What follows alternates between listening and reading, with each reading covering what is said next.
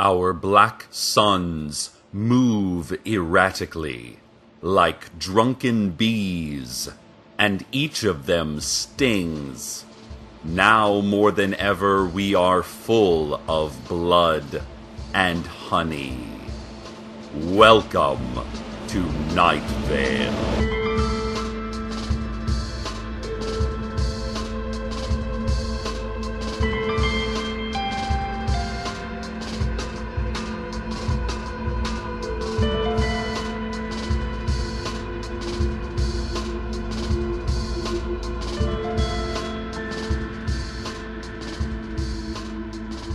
We start our program with some good news, listeners. Several Night Vale residents have reported seeing subway entrances popping up all over town. These brightly lit stairwells into the underground have been showing up on several street corners over the past few days. But the secret police have denied knowledge of any subway system. According to our station's research into the issue, there are no records of the Night Vale Transit Authority ever creating a subway system, or getting one approved, or even having discussed building one. Nor has there ever existed a Night Vale Transit Authority. The only hints can be found in the brochures littering the entrances, describing the ease with which we will now commute, the hungers we will sate, the time we will travel, the times we will travel, the happy memories we will never be able to shake loose, even when we wake up screaming. I'm looking at one of the new subway brochures right now. There is no logo, just smiling faces, with teeth unusual in their shapes, colors, and spacing, but otherwise quite normal-looking teeth. And the phrase, "Oh, the place you will go," written in heavy sans serif font across the eyes of smiling train riders, clutching tightly to bags and metal rails and each other. I'm looking more closely at these transit brochures, and the paper stock is quite strange, listeners. The pages are scaly, brown, and translucent. I mean, I usually just have intern Dylan make our radio station flyers on colored copy paper, say a 24-pound goldenrod. But these brochures are so lush, like wings of a majestic insect. The text also just grows increasingly garbled.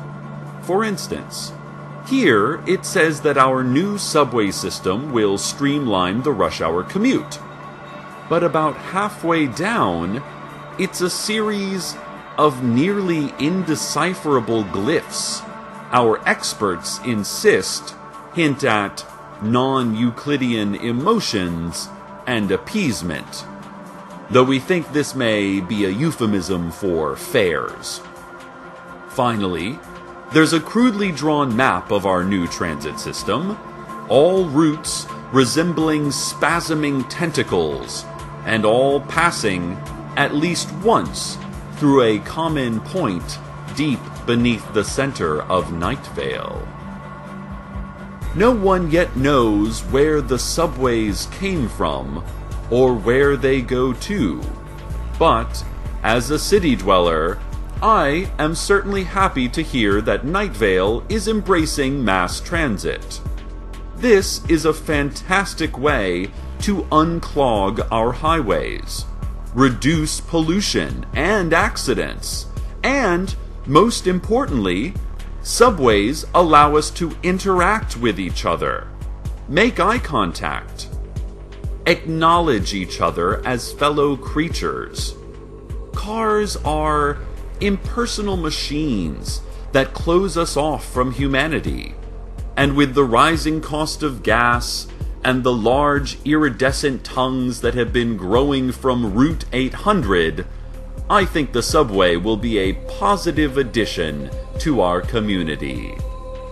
We'll have more on this breaking story soon. Ladies and gentlemen, I want to talk to you now about a popular new service in town that delivers feelings, whether you want them or not. This service has no name or contact information. It simply delivers feelings. You do not choose the feeling, though Yelp reviews say tingling horror and as though electrocuted I stood before him are the most popular so far.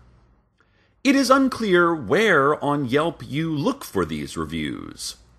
I myself have received a few feelings so far, such as blood feud and frustrated origami novice, and I'm looking forward to receiving more. I'm crossing my fingers for should have left the party hours ago before I could disappoint her. I would also settle for overcast Wednesday and trampled by horses. This is my own endorsement, listeners, not a sponsored ad. I wouldn't even know which company or person to bill for airtime. I just really enjoy having feelings delivered straight to me without having to worry about choosing which feeling and why and when. The secret police, in cooperation with a vague yet menacing government agency, would like to remind you that here in Night Vale, no one is eating each other. They remind you that this is a friendly reminder. The secret police added their assurance that they see no reason to alert us to the not at all increasingly common practice of grill parties and consensual cannibalism. It'd be pretty terrible of us to conceal that, right? A heavily cloaked spokesperson said distractedly, deeply engrossed in a game of Drop 7 on his or her iPhone 4S. But listen, the important thing here is we are not... Hang on. Darn. Warning or alerting anyone, and I think you should remember to thank us for that. The cloaked figure then double-tapped his or her phone, and a horse rose up from the floor beneath him or her, and they flew off into the sky. The City Council has now officially denied any involvement in our fantastic new subway system. We have this direct from a fair-haired and hollow-eyed child they've sent with the denial tattooed on his inner lip. Never approved, it reads. Just a quick aside, listeners. We'll get back to the subway news in a moment, but would anyone like a child? Because I'm never quite sure what to do with the messenger children the city council sends us. I'm not even sure if the child is completely sentient. This one just stares blankly ahead and... Oh, nope. Oh, he's wandered off.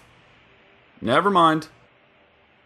Also, we're getting reports that a press conference was just held in front of the ashen shell of the public library, which of course was burned down last night, and it is only a matter of days before we'll need to burn it down again.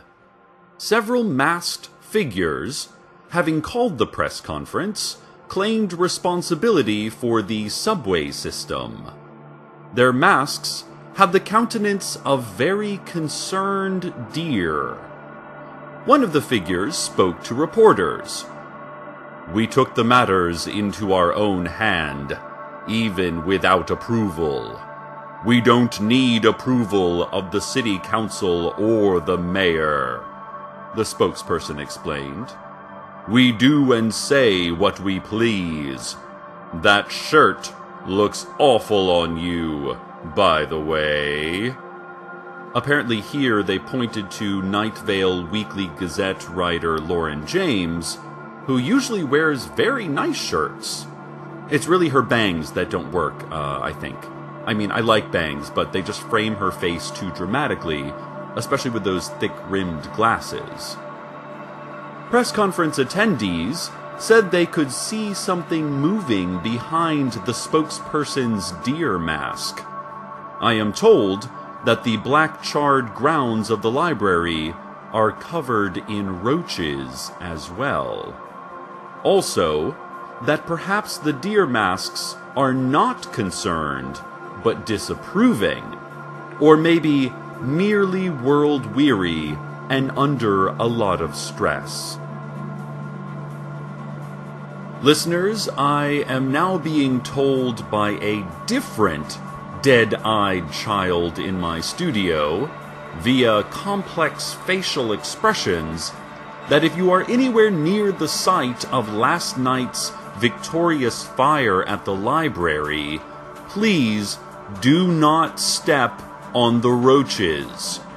We recognize that there are tens of thousands of these vermin, but we've been informed by inside sources and this really unsettling zombie child that these are proprietary roaches. If you look closely at one of the many cockroaches crawling up your arm, you'll notice they have slogans scrawled across them. Ride the trains, everything is fine, tenderize yourself as needed.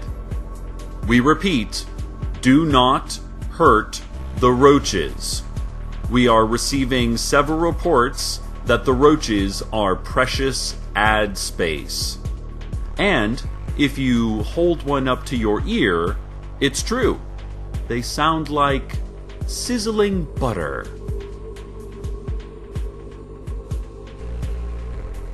And now a look at the financial markets. You will turn yourself inside out. Your sadness will know no bounds. Ladybugs will flee you. Wolves run wild in you. You will hear the wind chimes like shattering. The sun will drip ichor. Whatever peace you find will be taken from you. Nothing will be the same. Nothing has ever been the same. Past performance does not guarantee future results, you will whisper to the rising moon as you hear several foxes fleeing your vicinity. This has been Business News. The Greater Night Vale medical community would like to remind you to become an organ donor. It's a simple process that only takes a moment, and you could save a life. You can visit the DMV to pick up the appropriate form. It only requires that you check a box, sign your name, and turn it in. The Greater Night Vale medical community would also like to say thank you to those citizens who have already become registered organ donors. They remind you that collection begins this Tuesday at 4 p.m. Please hold still and wear loose-fitting clothing that day. They also advise that you do not eat anything after 8 the night before. They are particularly in need of kidneys and skin. A representative was quoted as saying something that resembled a hiss and then quickly biting the reporter's ankle.